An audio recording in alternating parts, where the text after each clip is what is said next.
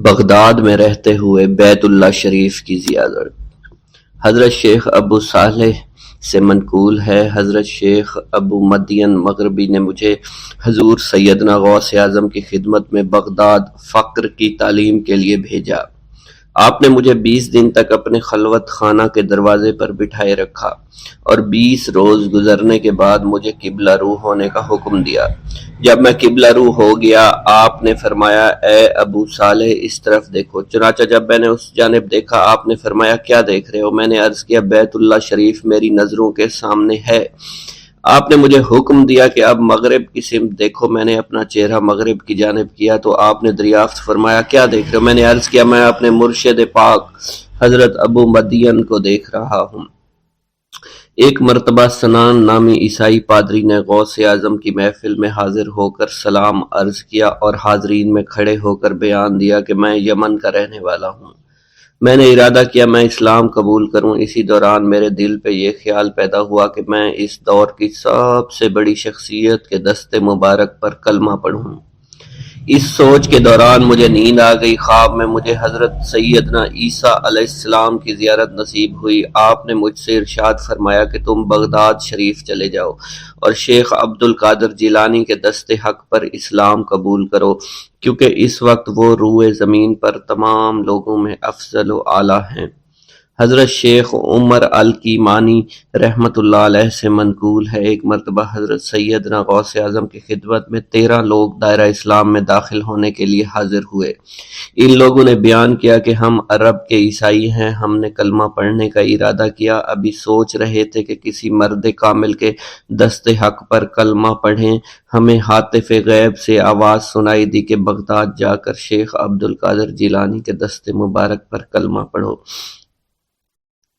حضرت ابو الحسن علی سے منقول ہے، فرماتے ہیں، ایک مرتبہ ایک جماعت کثیر کے ہمراہ حضرت سیدنا غوث اعظم کی زیارت باسعادت کے لیے روانہ ہوا۔ اسی دوران بے شمار لوگ میرے پاس آتے رہے، اپنی مشکلات کے حل کے لیے مجھ سے کہتے رہے، میں حضور سیدنا غوث اعظم سے ان کی سفارش کروں گا۔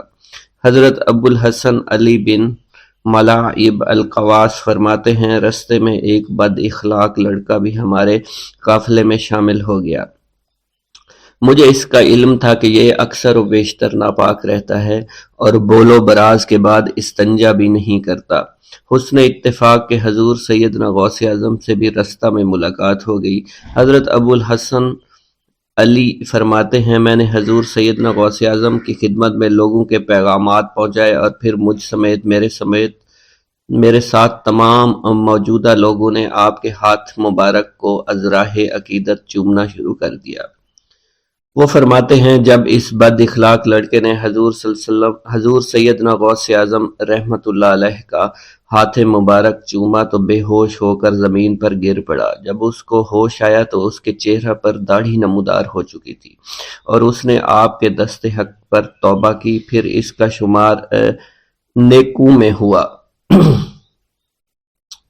حضرت شیخ زین الدین فرماتے ہیں، میں نے حضور سیدنا غوث اعظم سے علم حاصل کیا۔ اللہ عز و جل نے مجھے 1 سال میں اتنا علم دیا کہ دوسروں کو وہ علم 20 سال میں بھی نصیب نہ ہوا ہوگا۔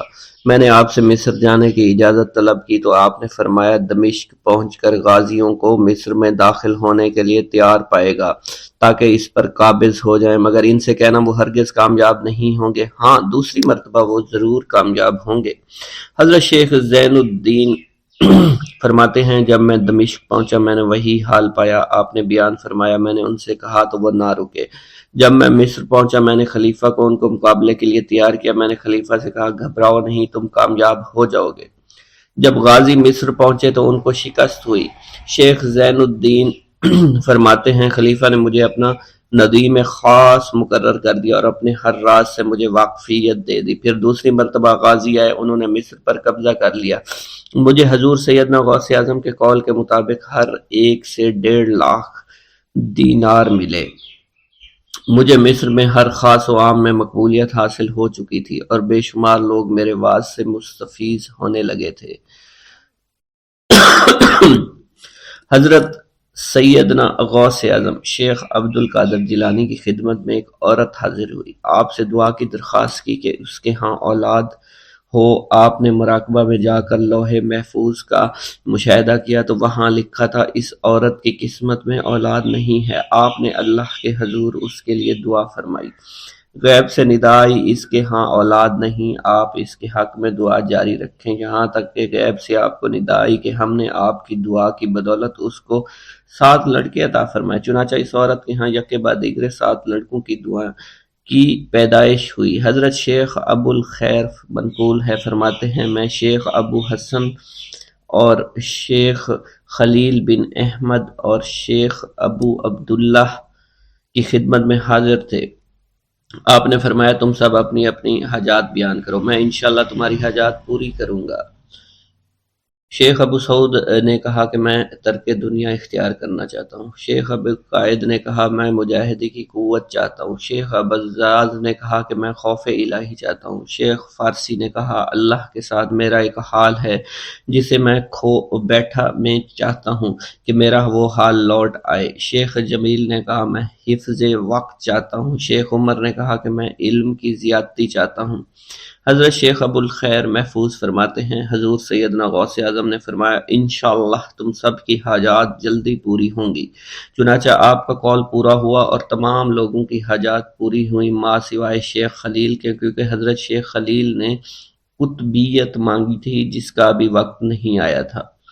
حضرت ابو سعود فرماتے ہیں حضرت شیخ حماد دباس کی خدمت میں حاضر ہو کر عرض کیا حضور میں ملک شام کی جانب مال تجارت لے کر جانا چاہتا ہوں اور میرا یہ قافلہ تیار ہے، میرے پاس 700 دینار کا مال ہے۔ حضرت شیخ حماد دباس نے فرمایا اگر تم اس سال سفر کرو گے تو تم سفر میں ہی قتل کر دیے جاؤ گے اور تمہارا تمام مال و اسباب لوٹ لیا جائے گا۔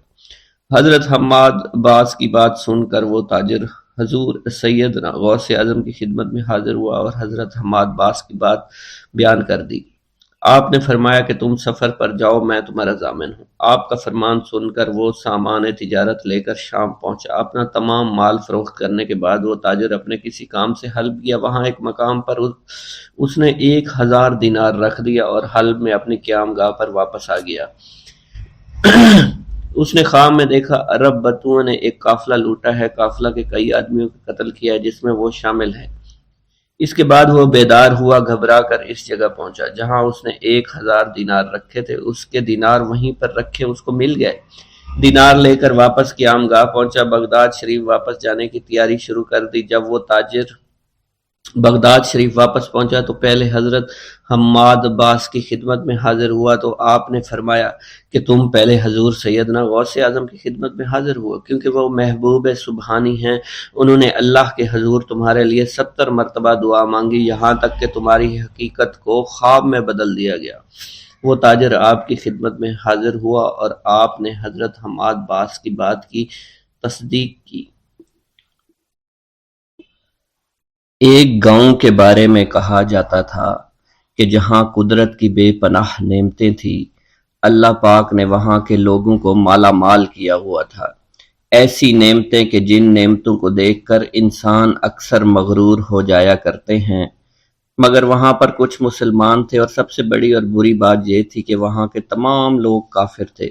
وہ کفار اپنی دولت پر بہت فخر کیا کرتے تھے کیونکہ ان میں ہر ایک انسان بہت دولت مند تھا، ہر ایک کے پاس بے بہا پیسے تھے، کسی کو پیسوں کی کمی نہیں تھی۔ وہاں کے سردار کی ایک اکلوتی بیٹی تھی جس کو سردار بے پناہ پیار کرتا تھا۔ اس سردار کی بیٹی بے پناہ مغرور، ظالم، گھمنڈی تھی۔ وہاں پر غریب لوگ صرف مسلمان ہی تھے، تمام کافر ایک دوسرے کی مدد کیا کرتے تھے، لیکن مسلمانوں کی مدد کرنے والا وہاں پر کوئی نہ تھا۔ وہاں پر انہیں کوئی دیکھنے والا نہ تھا۔ سردار کی بیٹی کو کالے جادو میں خوب مہارت حاصل تھی اور وہ جادو کی وجہ سے وہاں پر رہنے والے غریبوں پر بہت ظلم کیا کرتی تھی۔ تمام مسلمان اس سے بے حد پریشان تھے اور وہ لوگوں کو غلام بناتی اور مزدور بناتی تھی۔ اگر ان میں کوئی اس کی بات نہ مانتا تو اس کو قیدی بنا کر اپنے اشاروں پر نچایا کرتی تھی۔ اس بستی میں چونکہ اکا دکا مسلمان تھے جن کا کوئی پرسان حال نہیں تھا،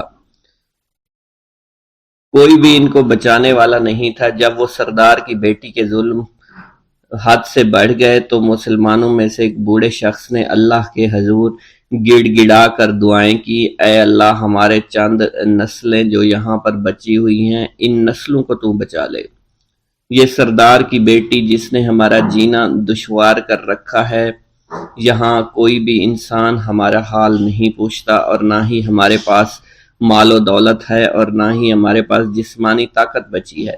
یا اللہ ہمارے لیے کوئی ایسا بندہ بھیج جو نہ صرف طاقتور ہو بلکہ اس جادوگرنی یعنی سردار کی بیٹی کو بھی ہرا سکے۔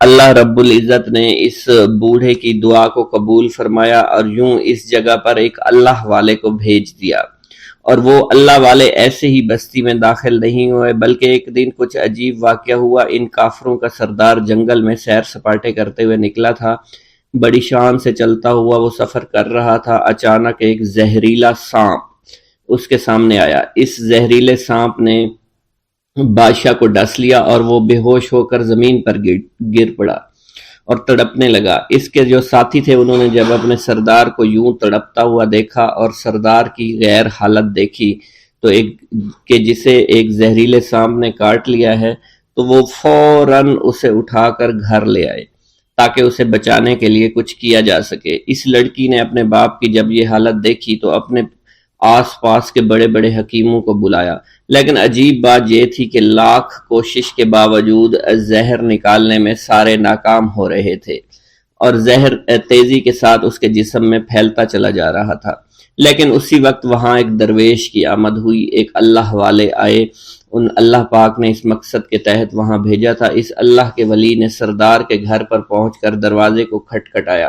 نوکروں نے پوچھا کون ہو، کس سے ملنا ہے؟ اس نے کہا میں نے سنا ہے کہ یہاں کے سردار کو سانپ نے ڈس لیا ہے۔ نوکر کہنے لگے کہ تمہیں کیسے پتا چلا کہ یہاں کے سردار کو سانپ نے ڈس لیا ہے؟ تم تو ہمیں اجنبی لگتے ہو، ہم نے تمہیں آج تک یہاں نہیں دیکھا ہے۔ اس نے کہا میں مسافر ہوں اور مجھے خبر ملی ہے کہ یہاں کے سردار کو ایک زہریلے سانپ نے ڈس لیا ہے اور کوئی بھی اس کا علاج نہیں کر پا رہا۔ نوکروں نے کہا تم کون ہو؟ اللہ والے نے کہا میں حکیم ہوں اور میں ان کے علاج کی غرض سے یہاں آیا ہوں۔ وہ نوکر اللہ والے کی حالت دیکھ کر ہنسنے لگے کیونکہ آپ نے پھٹے پرانے کپڑے پہن رکھے تھے اور دیکھنے سے بہت غریب معلوم ہوتے تھے۔ وہ نوکر کہنے لگے کہ اتنے بڑے سردار کا علاج کرو گے؟ ارے یہاں تو اس کے پاس بڑے بڑے حکیم بلائے گئے ہیں، ہمارے سردار کے پاس پیسوں کی کوئی کمی نہیں ہے، اور وہ تم جیسے غریب سے بھلا کیوں علاج کروائیں گے؟ درویش نے کہا اگر تم چاہتے ہو تمہارے سردار کی جان بچ جائے پھر مجھے اندر جانے دو۔ غلام کہنے لگا ٹھیک ہے ہم اندر جا کر اجازت لے کر آتے ہیں۔ نوکر اندر گئے، سردار کی بیٹی سے کہا ایک غریب آیا ہے، کپڑوں سے فقیر معلوم ہوتا ہے لیکن کہتا ہے میں سردار کا علاج کر سکتا ہوں اور میں سردار کا علاج کروں گا۔ جو زہر تیزی کے ساتھ جسم میں پھیل رہا ہے میں اس کو باہر نکال پھینک کروں گا۔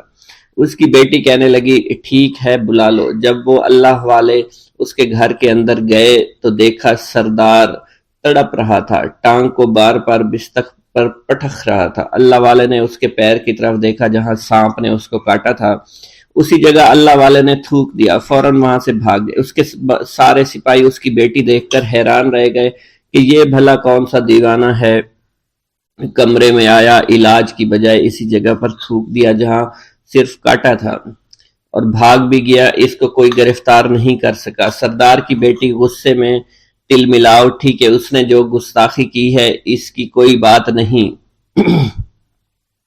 تھوک کو میں صاف کروا دوں گی مگر اس کو تو میں ابھی گرفتار کرواتی ہوں۔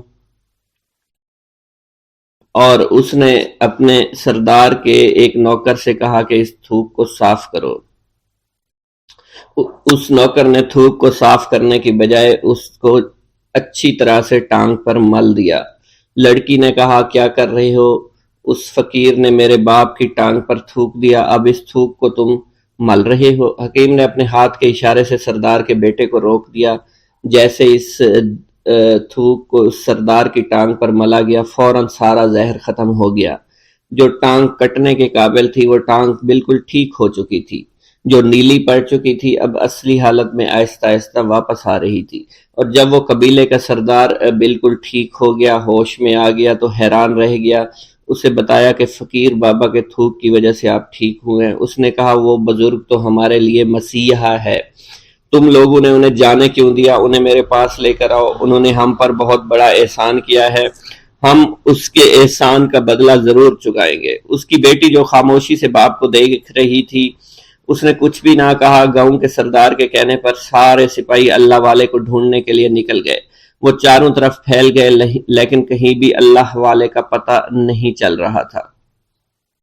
پھر جب سپاہی تلاش کرتے کرتے جنگل میں داخل ہوئے، وہاں ایک درخت کے نیچے ایک آدمی کو عبادت کرتے ہوئے دیکھا۔ وہ غور سے اس کو دیکھ رہے تھے اور کہہ رہے تھے، یہ کس طرح کی عبادت کر رہے ہیں؟ ہم لوگ تو اپنے بتوں کے آگے ہاتھ جوڑتے ہیں، یہ نہ جانے کس کو سجدہ کر رہے ہیں۔ خیر، عبادت کے فوراً بعد اللہ والے کو پکڑ لیا، گاؤں کے سردار کے سامنے پیش کیا۔ وہ کہنے لگا، آپ کون ہیں اور کہاں سے آئے ہیں؟ سب سے پہلے تو میں گستاخی کی معافی چاہتا ہوں، میرے لوگوں نے آپ کے ساتھ بڑی بدتمیزی کی، لیکن آپ کی وجہ سے آج میں زندہ ہوں۔ ہم گناہ گاروں کی وجہ سے آپ جیسے لوگوں کو بہت تکلیف ہوئی ہے، اس لیے میں معذرت چاہتا ہوں۔ آپ سے درخواست کرتا ہوں کہ آپ میری طرف سے یہ قیمتی لباس یعنی کپڑے اور عربی گھوڑا قبول کیجئے۔ اللہ والوں نے اس کی طرف مسکرا کر دیکھا اور کہا، یہ گھوڑا، یہ لباس بہت قیمتی ہے، مگر یہ لباس پہن کر اس گھوڑے کے لیے گھاس کاٹوں گا تو کیا اچھا لگوں گا؟ سردار نے کہا، فکر نہ کریں، گھوڑے کے ساتھ ساتھ ہم آپ کو نوکر بھی دیں گے۔ اللہ والے نے کہا کہ اتنی مال و دولت اور نوکروں کے ساتھ میں اکیلا رہوں گا؟ گاؤں کا سردار بولا، حضور آپ کی یہ بات سن کر میں سوچ میں گم ہو گیا ہوں، لیکن یہ میری بیٹی آپ کے سامنے حاضر ہے۔ بیٹی حیرت سے اپنے باپ کو دیکھ رہی تھی کہ میرا باپ اب کیا کہنے والا ہے۔ سردار نے کہا، میری بیٹی جسے آپ نے دیکھ لیا ہے، اس کی شادی میں آپ سے کر دوں گا، مگر ایک شرط ہے کہ آپ کو اپنے مذہب کو چھوڑنا پڑے گا۔ میرے سپاہیوں نے آپ کو عبادت کرتے ہوئے دیکھا ہے، جہاں تک ہمارے معمولات ہیں ہم بتوں کے آگے سجدہ کرتے ہیں اور ان کی عبادت کرتے ہیں، اور آپ جس کے آگے سجدہ کرتے ہیں وہ اللہ ہے، یعنی آپ مسلمان ہیں، اس لیے آپ کو اپنا مذہب چھوڑنا پڑے گا۔ کیا آپ ایسا کر سکتے ہیں؟ اللہ والے نے کہا کہ مجھے ایک بات بتائیے، آپ سب کچھ دیکھ رہے ہیں، آپ نے مجھے یہ بھی دعا دی کہ میری اولادیں ہوں اور آپ کی نسل آپ کی بیٹی سے چلے گی۔ مجھے ایک بات بتائیں، اگر ان بچوں میں سے کسی بچے کو خدا نہ خواستہ کچھ ہو گیا تو کس کو رونا پڑے گا؟ سردار نے جواب دیا، اگر خدا نہ خواستہ کچھ ایسا ہوا تو رونا مجھ کو ہی پڑے گا۔ اللہ والا نے مسکرا کر کہا، اگر یہ سارا مال لے کر مجھے رونا ہی پڑا تو آپ اپنا گھوڑا، اپنی دولت، اپنی بیٹی، ہر چیز اپنے پاس رکھ لو۔ میں خوش ہوں، میں مسلمان ہوں، میں ٹھیک ہوں۔ اگر یہ تمام چیزیں لے کر مجھے اپنا محلہ چھوڑنا پڑے تو میں اپنی جان دے کر بھی اپنے مذہب کو نہیں چھوڑوں گا۔ جس طرح آپ نے مجھے نوازا ہے، میں اسی رب کے دین کو چھوڑ کر چلا جاؤں گا۔ صرف چند پیسوں کی خاطر میں ہر دن پیسہ نہیں کر سکتا، اور اپنی درویشی میں میں بہت خوش ہوں۔ اللہ نے مجھے جس مقصد کے لیے بھیجا تھا وہ میرا مقصد پورا ہو جائے گا۔ گاؤں کے سردار نے پوچھا، یہ کہہ کر وہ اللہ والے جانے لگے تو سردار نے درویش کو رک جانے کا کہا اور کہنے لگے، میں نے مال دے کر تمہیں آزمایا اور تمہیں پرکھا، لیکن تم اپنے مذہب کو چھوڑنے پر راضی نہیں ہو۔ اگر تم یہی سب کرنے آئے تھے تو تمہیں اس بات کا ڈر نہیں؟ کیا تم نہیں جانتے ہم کتنے طاقتور ہیں، اور میری بیٹی اپنے عمل میں اتنی ماہر ہے کہ تمہیں یہاں کھڑے کھڑے ابھی جنگلی جانور بنا سکتی ہے۔ اللہ والے نے کہا کہ اس نے جنگلی جانور کمزور لوگوں کو بنایا ہوگا، یہ مجھے جانور بنا کر تو دکھائے۔ اس سے پہلے کہ گاؤں کا سردار اپنی بیٹی سے کچھ کہتا کہ اس پر وار کرو، اللہ والے نے جادوگرنی پر ایسی پھونک ماری کہ وہ اسی وقت ایک بہت بڑی چھپکلی بن گئی۔ وہ کچھ بھی نہیں کر پا رہی تھی، وہ چھپکلی اتنی بڑی تھی کہ وہاں پر جتنے بھی انسان کھڑے تھے ان سب میں سب سے زیادہ اونچا اس کا قد تھا۔ وہ چھپکلی اللہ والے کے پاس آئی، اپنا زہر اس پر اگلنا چاہتی تھی کہ اسی وقت اس نے اس کے منہ پر تھوک دیا۔ تھوکنے کی دیر تھی، وہ چھپکلی جلنے لگی اور جس سے گرمی کی وجہ سے اس کا چہرہ پگھل رہا تھا، اس کا چہرہ جل کر کالا ہو چکا تھا، وہ مرنے والی تھی کہ سردار دوڑتا ہوا قدموں میں آ کر گر پڑا اور معافی مانگنے لگا اور کہنے لگا، حضور اس گستاخی کے لیے میں معذرت خواہ ہوں، آپ مجھے معاف کر دو، میں نے سچ میں آپ کو بہت کمزور سمجھا تھا، آپ کو آپ کا مذہب سے ہٹانا چاہا تھا، اگر میری بیٹی ٹھیک ہو جائے تو میں سچ کہتا ہوں یہاں پر جتنے لوگ ہیں ہم پوری کی پوری بستی مسلمان ہو جائیں گے۔ اللہ والے نے کہا کہ ہم تمہیں اپنے دین میں شامل کرنے کے لیے یہ سب نہیں کر رہے، بلکہ تم لوگ مسلمان بھائیوں پر جو ظلم کرتے ہو وہ ظلم کو ختم کرنے کے لیے ہم یہاں آئے ہیں، ہمارے دین میں جبر اور ظلم نہیں۔ اگر تمہارے بیٹی سے انسان بن کر سدھر جاتی ہے تو اس کو اس کی اصلی حالت میں لانے کے لیے میں خود کو اللہ کی بارگاہ میں پیش کروں گا اور دعا کروں گا۔ سردار کہنے لگا کہ ہاں میری بیٹی اصلی حالت میں اگر آ جائے تو پھر ہم کسی پر ظلم و ستم نہیں کریں گے، اور میں دل سے اپنی بیٹی کے لیے معافی چاہتا ہوں، آج سے یہ کوئی بھی جادو ٹونا اور مسلمانوں کو تنگ نہیں کرے گی اور نہ ہی کسی مسلمان پر یہ ظلم اور جبر کرے گی، بس آپ اسے دوبارہ سے انسان بنا دے۔ اللہ والا نے چھپکلی پر دوبارہ سے پھونک ماری تو پھر سے انسان بن گئی اور اللہ والے کے قدموں سے وہ لپٹ گئی، کہنے لگی مجھے معاف کر دیجئے، مجھے معاف کر دیجئے، میں نے اپنے آپ کو بہت طاقتور سمجھا۔ اس لڑکی کا آدھا چہرہ جل چکا تھا اور کالا ہو چکا تھا، وہ کہنے لگی کہ آج اپنے باپ کے ساتھ میں آپ کے دست مبارک پر مسلمان ہونا چاہتی ہوں، میں وعدہ کرتی ہوں کہ آج سے اس بستی پر کوئی بھی کافر کسی مسلمان کے ساتھ بدتمیزی نہیں کرے گا، زیادتی نہیں کرے گا، ظلم اور جبر نہیں کرے گا، بلکہ ہم سب یہاں مل جل کر رہیں گے اور بھائی چارے کے ساتھ رہیں گے، ہم سب مسلمان ہو جائیں گے اور پھر یوں اللہ والے کے ہاتھوں پوری بستی کا سردار اور اس کی بیٹی نے اسلام قبول کر لیا اور سردار نے اللہ والے سے اپنی بیٹی کا نکاح کر دیا اور پھر اس بستی میں ہمیشہ کے لیے امن و امان قائم ہو گیا۔ خطبہ کا آغاز حمد و ثنا سے کیا کرتے تھے۔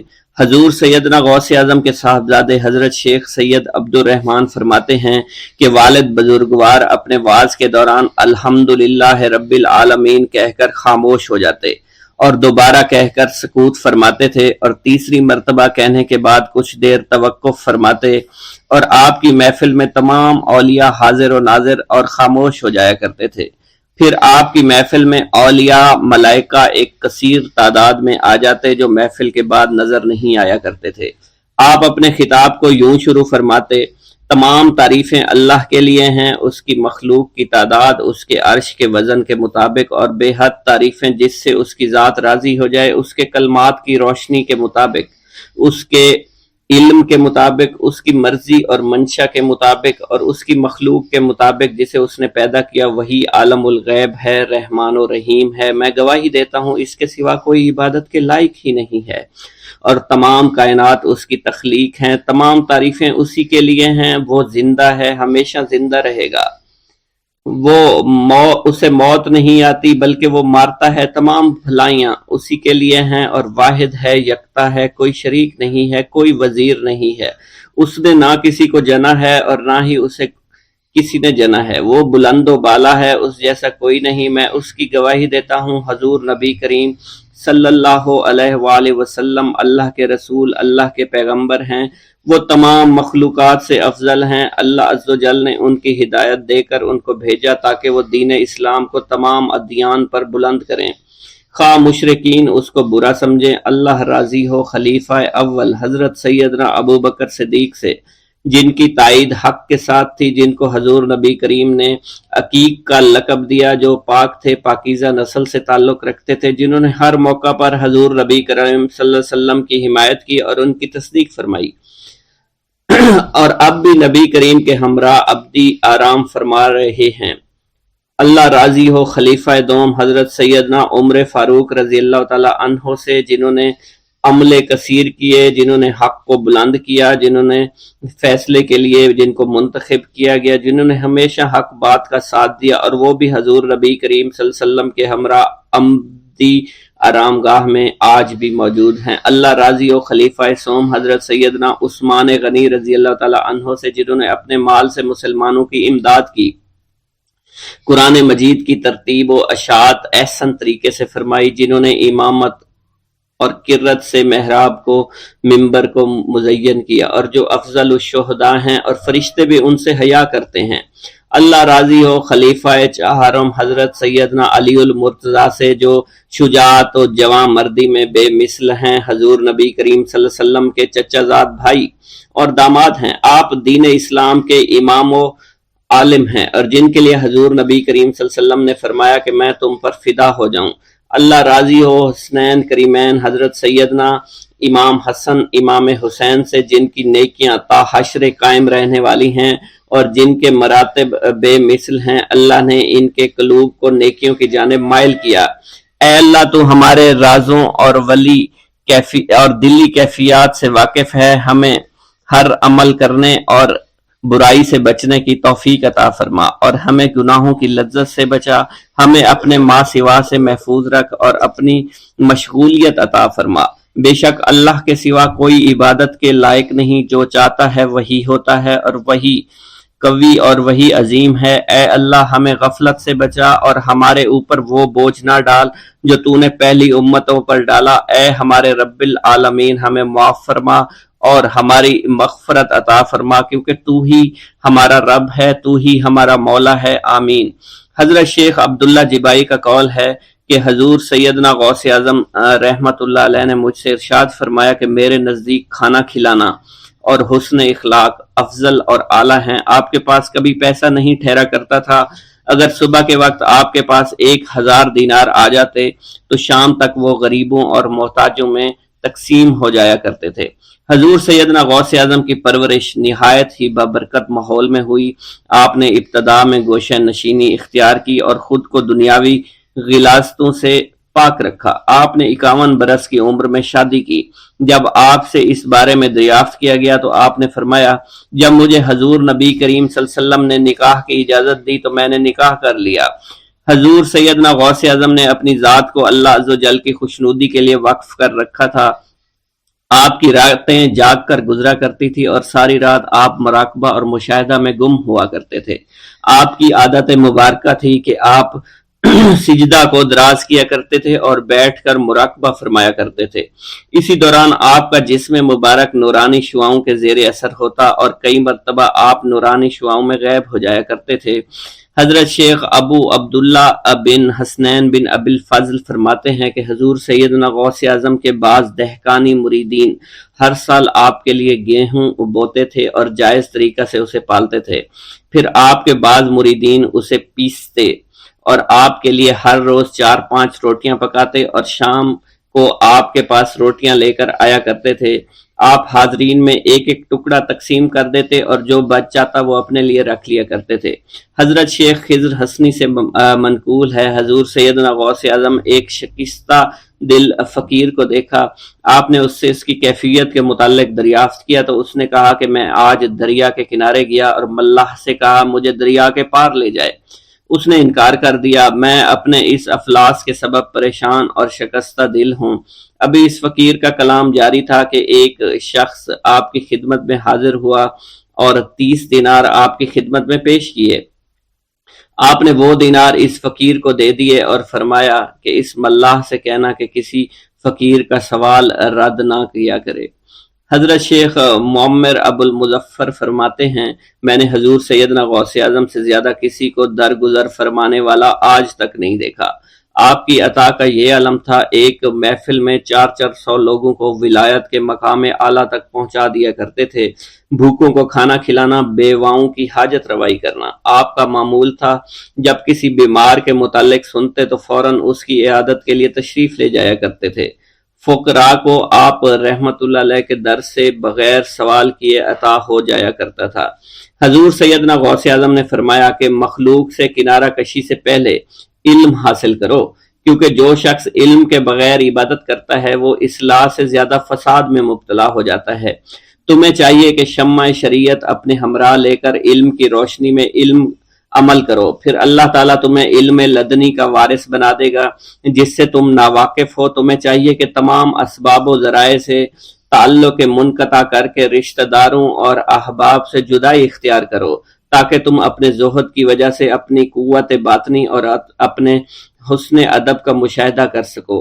خدا کے علاوہ تمام عالم و اسباب سے اس خوف سے منقطع ہو جاؤ تاکہ تمہاری شمع معرفت نہ بجھ جائے، اور جب تم 40 دن اپنے رب کے لیے مخصوص کر دو گے تو تمہارے قلب سے حکمت کے چشمے جاری ہو جائیں گے اور تم معرفت الہی کی تپش کا مشاہدہ کرنے لگے گے، جس کو حضرت موسیٰ علیہ السلام نے اپنے شجر قلب پر محسوس کیا تھا۔ اس کیفیت کے بعد تم اپنے نفس و خواہش، اپنے شیطان سے، اپنی طبیعت اور اپنے وجود سے کہو گے کہ ٹھہر جا، میں نے اس آگ کا مشاہدہ کر لیا ہے جو قلب موسیٰ علیہ السلام پر روشن ہوئی تھی۔ اس کے بعد تمہارے قلب میں باطن سے یہ آواز آنے لگے گی کہ میں ہی تمہارا رب ہوں، میری ہی عبادت کرو، میرے غیر کی اطاعت سے گریزاں ہو جاؤ، میرے سوا کسی سے تعلق مت رکھو، میری معرفت حاصل کر کے میرے غیر کو فراموش کرو، غیر سے اعراض کر کے میرے علم، میرے قرب، میرے ملک اور میری سلطنت کی جانب متوجہ رہو۔ جب تمہیں بقا الہی حاصل ہو جائے تو تمہاری زبان پر اندہ جاری ہو جائے گا اور تمام حجابات رفع ہو کر قلب سے کدورت زائل ہو جائے گی اور نفس کو مکمل سکون حاصل ہو جائے گا۔ پھر جب اس کے الطاف غالب ہو جائیں گے تو تمہیں خطاب کیا جائے گا، اے قلب، فرعون نفس کی طرف توجہ کر اور اس کو راہ ہدایت پر چلاتا ہوا میری جانب آ لے اور اس سے کہہ دے کہ میرا ہی اتباع کریں، پھر انہیں رشد کے راستے پر ہدایت کر کے اس سے تعلق قائم کر اور اس کے بعد پھر قطع تعلق کر کے دوبارہ استوار کر لے اور اسی طرح سے کرتا رہے۔ حضرت شیخ و معمر سے منقول ہے، فرماتے ہیں ایک مرتبہ میں حضور سیدنا غوث اعظم شیخ عبد القادر جیلانی رحمۃ اللہ علیہ کی خدمت میں حاضر تھا۔ آپ بیٹھے کچھ لکھ رہے تھے، اسی دوران چھت سے 3 مرتبہ مٹی گری، چوتھی مرتبہ ایسا ہوا آپ نے جلال میں آ کر اس جگہ دیکھا جہاں سے مٹی گر رہی تھی، اسی دوران ایک چوہا اس جگہ سے نیچے گرا اور مر گیا، یہ چوہا ہی وہاں سے مٹی کھود رہا تھا۔ حضرت شیخ عمر بن مسعود بزاز فرماتے ہیں حضور سیدنا غوث اعظم وضو فرما رہے تھے، اسی دوران ایک چڑیا نے آپ کی قمیض پر بیٹ کر دی، آپ نے جلالی نظروں سے چڑیا کو دیکھا، وہ چڑیا اسی وقت نیچے گری مر گئی۔ آپ نے وضو سے فارغ ہونے کے بعد قمیض کے اس حصے کو دھویا اور پھر اپنی قمیض مبارک اتار کر مجھے دی اور فرمایا اس کو فروخت کر کے اس کی رقم کو خیرات کر دو، یہ اس کا بدلہ ہے۔ حضور سیدنا غوث اعظم کے زمانہ میں بہت ہی گناہگار شخص تھا، اس کے دل میں آپ سے بے پناہ محبت تھی۔ جب اس کے مرنے کے بعد دفن کیا گیا تو قبر میں منکر نکیر نے سوالات کیے تو اس نے سوال کے جواب میں عبد القادر جواب دیا۔ منکر نکیر نے اللہ کی بارگاہ میں اس کے جواب کو پیش کیا، حکم ہوا اگرچہ یہ بندہ فاسقوں میں سے ہے لیکن یہ میرے محبوب سید عبد القادر جو کہ صادقین میں سے ہیں ان سے محبت رکھتا ہے۔ بغداد کے محلہ باب العز کے قبرستان میں سے ایک قبر سے مردہ کے چیخنے کی آواز آنے لگی۔ لوگوں نے حضور سیدنا غوث اعظم کی خدمت میں عرض ہو کر عرض کیا، آپ نے دریافت کیا کیا صاحب قبر نے مجھ سے خرقہ پہنا؟ لوگوں نے عرض کیا ہمیں اس کا علم نہیں۔ آپ نے دریافت کیا کیا یہ میری محفل میں کبھی شریک ہوا؟ ہمیں اس کا علم نہیں۔ آپ نے پھر دریافت کیا کیا کبھی میرے پیچھے نماز پڑھی؟ نہیں معلوم۔ آپ نے مراقبہ فرمایا اور آپ کے چہرہ مبارک پر جلالیت کے آثار نمودار ہو گئے۔ بعد ازاں آپ نے چہرہ مبارک پر وقار ظاہر ہوا اور آپ نے فرمایا کہ اس شخص نے میری زیارت کی، مجھ سے حسن ظن رکھا، اسی وجہ سے اللہ نے اس پر رحم فرما دیا ہے، چنانچہ اس کے بعد کبھی قبر سے آواز نہیں آئی۔ منقول ہے حضرت شیخ ابو الحسن علی بن وہب ازجی بیمار ہو گئے، حضور سیدنا غوث اعظم عیادت کے لیے تشریف لائے تو آپ نے وہاں ایک قمری اور ایک کبوتری کو دیکھا۔ حضرت شیخ ابو الحسن نے آپ سے عرض کی کہ یہ کبوتری 6 ماہ سے انڈے نہیں دے رہی اور قمری 9 مہینے سے بول نہیں رہی۔ آپ نے کبوتری سے فرمایا تو اپنے مالک کو فائدہ پہنچا اور قمری سے فرمایا تو اپنے خالق کی تسبیح کر۔ چنانچہ قمری نے اسی وقت کوکو کرنا شروع کر دیا، یہاں تک کہ بغداد کے لوگ اس کی آواز سننے کے لیے جوق در جوق جمع ہونا شروع ہو گئے اور کبوتری نے بھی انڈے دے دیے اور ان سے بچے نکلے۔ میرا یہ قدم تمام اولیاء کرام کی گردن پر ہے۔ ایک مرتبہ محلہ حلبہ میں اپنے مہمان خانے میں واز فرماتے ہوئے حضور سیدنا غوث اعظم پر اچانک حالت کشف طاری ہوئی۔ آپ رحمت اللہ علیہ نے فرمایا، میرا یہ قدم ہر ولی اللہ کی گردن پر ہے۔ یہ ارشاد سن کر تمام اولیاء اللہ نے اپنی گردنیں جھکا دیں۔ صلحائے امت نے اس کی توضیح فرمائی ہے کہ آپ رحمت اللہ علیہ کے عہد مبارک اور بعد میں قیامت تک آپ کی عطا کے بغیر ولی اللہ ولایت کے درجے پر فائز نہیں ہو سکتا۔ سلطان الہند حضرت خواجہ معین الدین چشتی المعروف خواجہ غریب نواز اس وقت خراسان کے پہاڑوں پر مجاہدات میں مشغول تھے۔ انہوں نے بھی حضور سیدنا غوث اعظم کا ارشاد گرامی سن کر اپنی گردن جھکا دی اور یوں عرض گزار ہوئے، آپ کے قدمین شریفین میرے سر اور میرے آنکھوں پر ہیں۔ حضور سیدنا غوث اعظم فرماتے ہیں کہ میں 10 برس کی عمر میں اپنے شہر کے مکتب میں حصول علم کے لیے جایا کرتا تھا۔ اس وقت میرے ساتھ ملائکہ بھی ہوتے تھے جو میرے آگے پیچھے میری حفاظت کے لیے چلتے تھے۔ جب میں مدرسہ پہنچتا تو یہ منادی کرتے تھے، اللہ کے ولی کے لیے جگہ خالی کر دو۔ چنانچہ وہ میرے لیے جگہ خالی کر دیتے تھے۔ ایک مرتبہ میں نے ایک ایسے شخص کو دیکھا جس نے فرشتوں کی آواز سن کر کہا، جس میں کوئی مزاحمت نہ ہوگی، کہ یہ ایک نہایت معزز گھرانے کا فرد ہے اور عن قریب اس کو وہ عظمت حاصل ہوگی جس میں کوئی مزاحمت نہ ہوگی، اور اس کو ایسا قرب نصیب ہوگا کہ اس کو کوئی فریب نہ دے سکے گا۔ پھر 40 برس بعد میں نے اس شخص کو پہچانا، وہ شخص ابدالوں میں سے تھا۔ حضرت شیخ ابو سعود احمد بن بکر حریمی سے مروی ہے کہ حضور سیدنا غوث اعظم نے فرمایا کہ میں 55 سال تک تنہا عراق کے بیابانوں میں پھرتا رہا۔ میں لوگوں کو نہ جانتا، لوگ مجھے نہ جانتے۔ اسی دوران میرے پاس رجال الغیب اور جنات تشریف لاتے جنہیں میں طریقت اور اصول کی تعلیم دیتا تھا۔ ابتدا میں جب میں عراق میں داخل ہوا تو حضرت خضر میرے ہم سفر بنے اور بعد میں اس وقت ان کو پہچانتا نہ تھا، اور اس کے ساتھ میرا معاہدہ ہوا کہ میں ان کے کسی حکم کی خلاف ورزی نہیں کروں گا۔ ایک مرتبہ انہوں نے مجھے ایک جگہ بیٹھنے کا حکم دیا اور میں اس جگہ 3 سال تک بیٹھا رہا۔ سال میں ایک مرتبہ حضرت خضر میرے پاس تشریف لاتے، فرماتے کہ یہی تیرا مقام ہے جہاں تجھے پہنچایا گیا ہے۔ اس عرصہ کے دوران تمام نفسانی خواہشات مجھ پر انسانی شکل میں وارد ہوئیں، لیکن اللہ عز و جل نے مجھے ہر موقع پر استقامت عطا فرمائی اور مجھے ان خرافات سے بچائے رکھا۔ ابتدا میں میرا نفس مجاہدہ کا کوئی طریقہ اختیار کرتا تو میں اس پر قائم ہو جاتا اور کسی چیز کو قبول نہ کرتا تھا۔ ایک طویل مدت تک اپنا گلا گھونٹتے ہوئے میں مدائن کے جنگلوں میں مجاہدات میں مشغول رہا۔ حضور سیدنا غوث اعظم فرماتے ہیں کہ میں نے اپنے نفس کو مختلف مجاہدوں، مختلف ریاضتوں اور مختلف مشقتوں میں ڈالے رکھا۔ 1 سال تک میں گری ہوئی چیزیں اٹھا کر کھاتا رہا، دوسرے سال پانی پر گزارا کیا، اور تیسرے سال نہ میں نے کچھ کھایا، نہ پیا اور نہ ہی سویا۔ ایک مرتبہ شدید سردی کی وجہ سے میں ایوان کسریٰ کے کھنڈرات میں سویا تو رات بھر میں 40 مرتبہ طبیعت خراب ہوئی۔ حضور سیدنا غوث اعظم فرماتے ہیں، ہر سال ایک بزرگ آتے اور وہ مجھے جبہ دے کر چلے جاتے۔ اسی طرح میں نے بے شمار طریقوں سے دنیا اور نفس سے چھٹکارا پانے کی کوشش کی۔ لوگ مجھے دیوانہ سمجھتے تھے۔ میں برہنہ جسم جنگلوں میں چلا جاتا اور کانٹوں پر لوٹتا شور مچاتا تھا۔ میرا تمام بدن سے خون جاری ہو جایا کرتا تھا اور لوگ مجھے اٹھا کر شفا خانے لے جایا کرتے، جہاں میری حالت مزید بگڑ جاتی۔ ایک وقت ایسا بھی آیا جب مجھ میں اور مردہ میں کوئی فرق نہ تھا۔ لوگ کفن لے کر آئے، غسال کو بلوایا کہ وہ مجھے غسل دے دیں۔ ابھی انہوں نے مجھے غسل دینے کے لیے تختہ پر ڈالا ہی تھا کہ میری حالت درست ہو گئی۔ میں اٹھ کھڑا ہوا۔ طریقت کی ان پرخطر راہوں میں نہ تو میں کبھی خوف زدہ ہوا اور نہ کبھی میرا نفس مجھ پر غلبہ پا سکا، اور نہ ہی دنیا کی آرائش مجھے حیران کر سکی۔ حضور سیدنا غوث اعظم فرماتے ہیں، شیطان نے میرے گرد بے شمار جال بچھائے۔ جب میں نے اس سے کہا کہ یہ کیا ہے تو اس نے کہا یہ دنیاوی چیزیں ہیں اور میں ان جالوں سے تم جیسوں کو شکار کرتا ہوں۔ میں نے 1 سال تک شیطان کا مقابلہ کیا، اس کے بچھائے ہوئے تمام جالوں کو ختم کر دیا۔ اس کے بعد میرے سینے کو کھول دیا گیا اور مجھ پر بے شمار خلائق ظاہر ہوئے۔